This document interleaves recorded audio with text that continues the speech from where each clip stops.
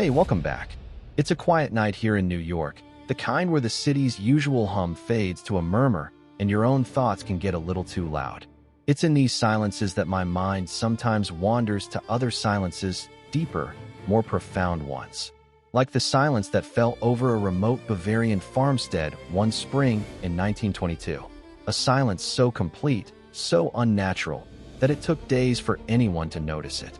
And when they did, they found a mystery so chilling, so intimate in its horror, that it remains unsolved a century later.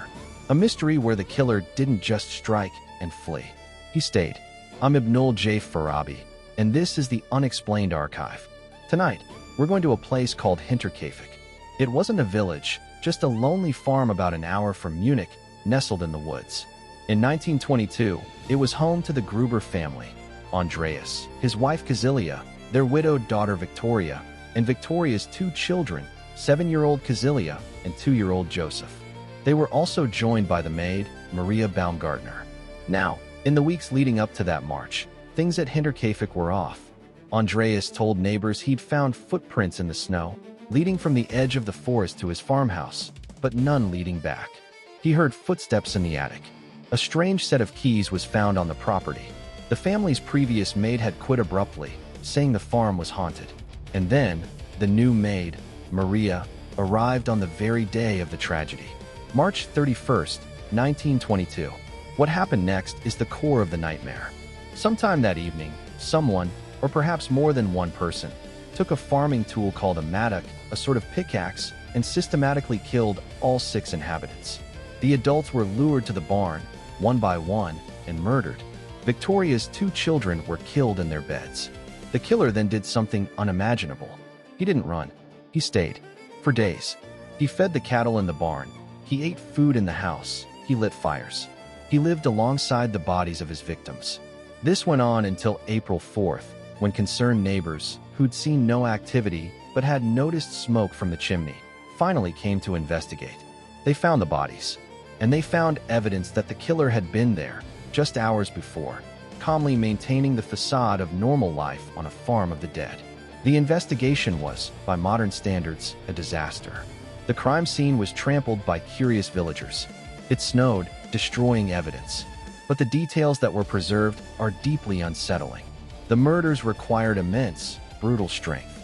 Yet there were signs of care. The bodies of the children were covered up. The killer used a feather to tickle little Joseph's nose after he was dead, perhaps to check for a reaction, a moment of grotesque intimacy. And then there's the haunting fact that for days, the outside world had no idea. The farm was a self-contained stage, and the killer was the sole, silent actor, moving through a script only he knew. So who could have done this? The suspect list is a tapestry of local grudges and dark theories. There was intense local gossip about Victoria. Her husband was believed to have died in World War I, but his body was never found. Some whispered he'd actually deserted and might have returned for revenge. Others pointed to a neighbor with a known dispute over land. There was even suspicion on Victoria's own father, Andreas, given the odd family dynamics. But the most compelling and most often cited suspect is actually the man who led the initial investigation, Police Sergeant George Siegel. He was later dismissed from the force for falsifying evidence in another case, and his own grandson, a journalist, became convinced of his guilt based on family rumors and Siegel's obsessive, almost proprietary interest in the case. But with no physical evidence, it's all conjecture. And that's what truly gets under my skin about Hinterkaifeck. It's not just the violence. It's the domesticity of the evil. As an engineer, I'm trained to look for systems, for logic, for cause and effect. But here, the logic is inverted. The killer's actions after the fact are a perverse kind of system maintenance. He kept the farm running. He tended to the animals.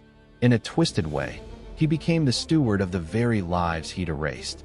It makes me wonder about the boundary between chaos and order.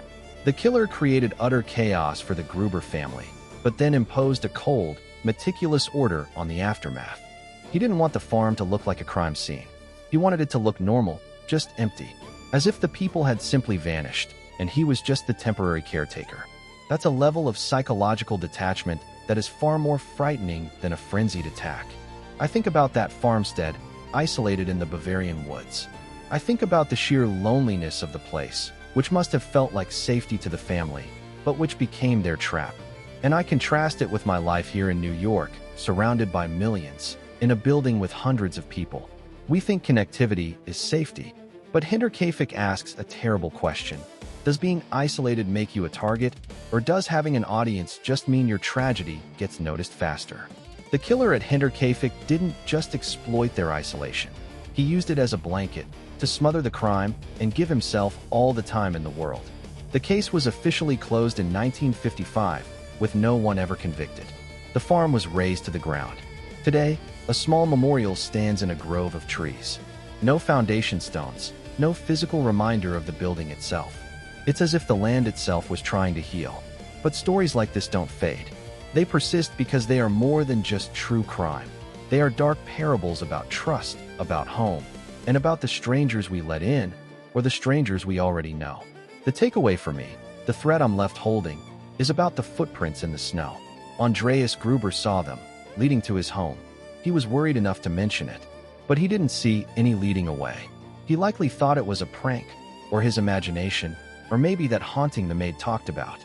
He couldn't conceive of the simplest, most terrifying explanation, that whoever made those prints had arrived with no intention of leaving. Not for a long while. Sometimes, the monster doesn't hide in the woods. Sometimes, he comes inside, feeds the livestock, sits by your fire, and waits for the world to stop looking. Thank you for listening to this journey into a century-old darkness. If these deep dives into history's unresolved whispers intrigue you, please do subscribe to the Unexplained Archive wherever you get your podcasts. Share it with a friend who loves a good mystery. For more from us, visit our production home at Light Not Studios. https://www.lightnotstudios.com. I'm Ibnul J. Farabi. Until next time, take care, and maybe check your attic.